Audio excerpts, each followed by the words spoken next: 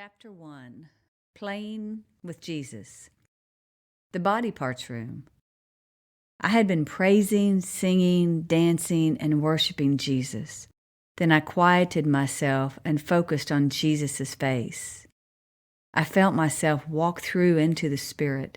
Jesus met me and we hugged. He said, "I want to show you something." Suddenly I was standing on what seemed to be clouds.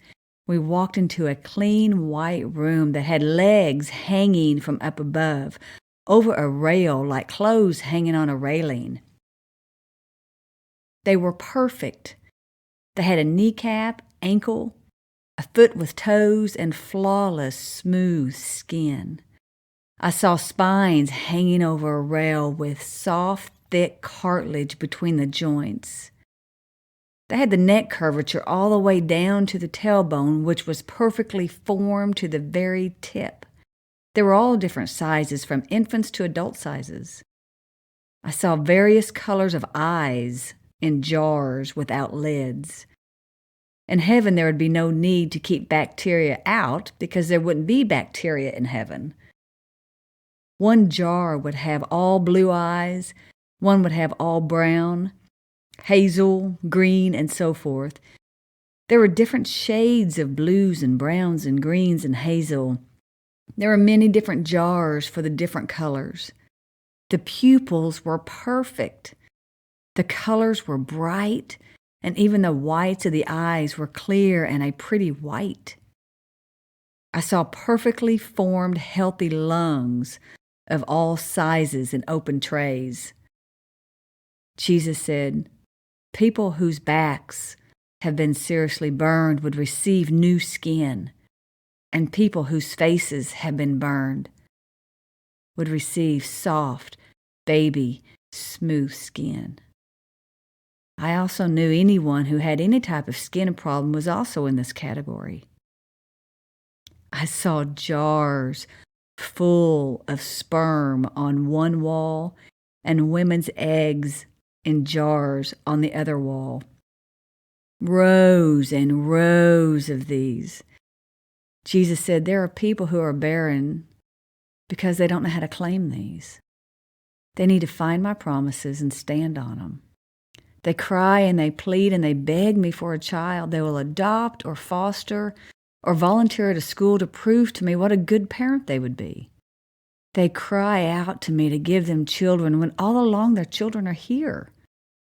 All they have to do is find my promise and stand on it, and they will come. I have added a few promise scriptures for you to stand on. Take time to meditate on them. If you're in need of legs, Psalms 116:9, "I will walk before the Lord in the land of the living." Matthew 11:5, "The blind receive their sight, and the lame walk. Lepers are cleansed, and the deaf hear.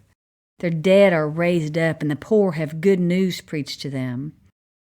If you're in need of eyes, Psalms 146:8, "The Lord opens the eyes of the blind. The Lord lifts up those who are bowed down. The Lord loves the righteous." If you're in need of lungs, Isaiah 42:5,